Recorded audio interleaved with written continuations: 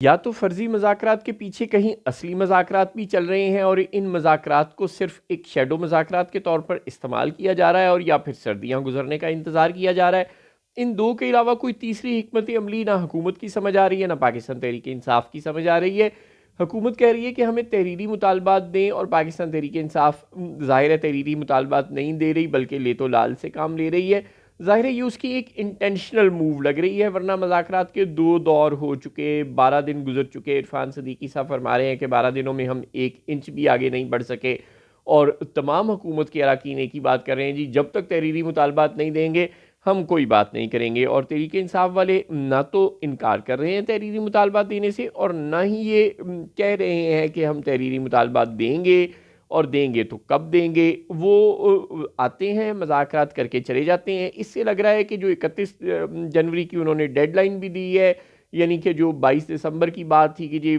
Civil नाफरमानी शुरू हो जाएगी और पता नहीं क्या हो जाएगा, वो बात आगे बढ़ती बढ़ती अब ये हो गई है कि जी हमारी सिविल नाफरमानी शुरू है और पता नहीं कहाँ शुरू है, किसी को नज़र नहीं आ रही। और 31 जनवरी तक की हमने हुकूमत को डेडलाइन दे दी है, अगर उसने हमारे मुतालबात ना माने तो फिर हम अगला लाए अमल देंगे। तो इससे 2 ही बातें समझ आ रही हैं कि या तो तहरीक इंसाफ सर्दी, बल्कि शदीद सर्दी के गुजरने का इंतज़ार कर रही है कि 31 जनवरी तक शदीद सर्दी गुजर जाएगी, और 1 मार्च से रमज़ान शुरू होना है, तो फरवरी में भरपूर हल्ला गुल्ला किया जाएगा। मोस्ट प्रॉबली एक मरतबा फिर तहरीक इंसाफ इस्लामाबाद में कोई एहतजाज का टाइम दे देगी। फ़र्ज़ करें कि वो 28 फरवरी का टाइम हो, फ़र्ज़ करें कि वो 20 फरवरी का टाइम हो, 31 जनवरी को कह दिया जाएगा कि जी मुज़ाकरात नाकाम हो गए, हुकूमत ने नाजायज़ ज़िद्दें की, हमारे मुतालबात नहीं माने। तो तहरीरी का क्या मतलब, जब मुतालबात बता दिए तो बस बता दिए, वो उसने नहीं माने, तो अब हम ऐसे करेंगे कि 20 फरवरी को हम इस्लामाबाद दोबारा आ रहे हैं, अगर हमारे मुतालबात ना माने तो। या तो कोई इस तरह की स्ट्रेटजी अपनाई जाएगी, और अगर ऐसा नहीं है, अगर तहरीक इंसाफ टाइम नहीं लेने की कोशिश कर रही, डिलेइंग टैक्टिक्स से काम नहीं ले रही, तो फिर हो सकता है कि इन मुज़ाकरात की आड़ में कहीं पसे पुश्त वाकई मुज़ाकरात चल रहे हों, और तहरीक इंसाफ और इस्टेब्लिशमेंट की डायरेक्ट लाइन हो गई हो, और इन मुज़ाकरात को सिर्फ फेस सेविंग के लिए तमाम फ़रीक़ैन, तीनों फ़रीक़ैन यानी कि हुकूमत और इस्टेब्लिशमेंट और पाकिस्तान तहरीक इंसाफ सिर्फ फेस सेविंग के लिए इस्तेमाल कर रहे हों, और पीछे कहीं मुज़ाकरात चल रहे हों और कोई बातचीत हो रही हो, और जिसके नतीजे में शायद कुछ ना कुछ बन जाए। ये जो बात की जा रही है हुकूमत की तरफ से, बार बार हर बंदा एक ही बात कह रहा है कि तहरीक इंसाफ का बुनियादी मुतालबा इमरान खान की रिहाई है, और इमरान खान खुद और तहरीक इंसाफ वाले सब ये कह रहे हैं कि नहीं, इमरान खान ने कह दिया है कि मुझे छोड़ दें,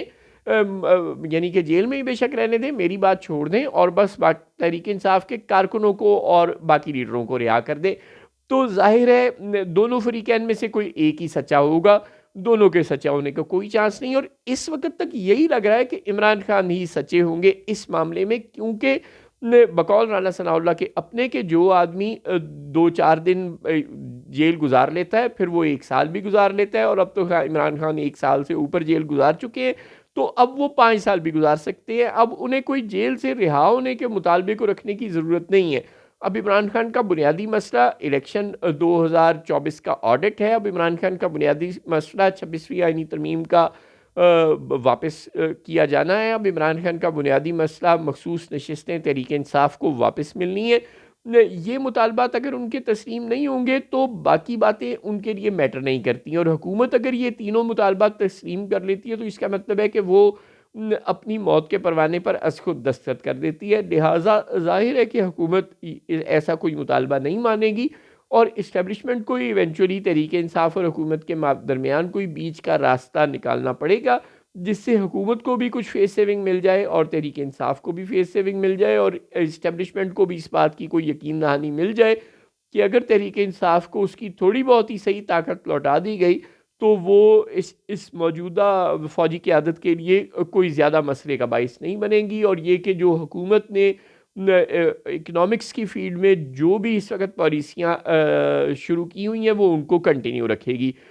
इस तरह की कोई ज़मानतें लेकर अगर तो इमरान खान को 31 जनवरी तक कोई रिलीफ़, या तहरीक इंसाफ को 31 जनवरी तक कोई रिलीफ़ देना शुरू हो गया, और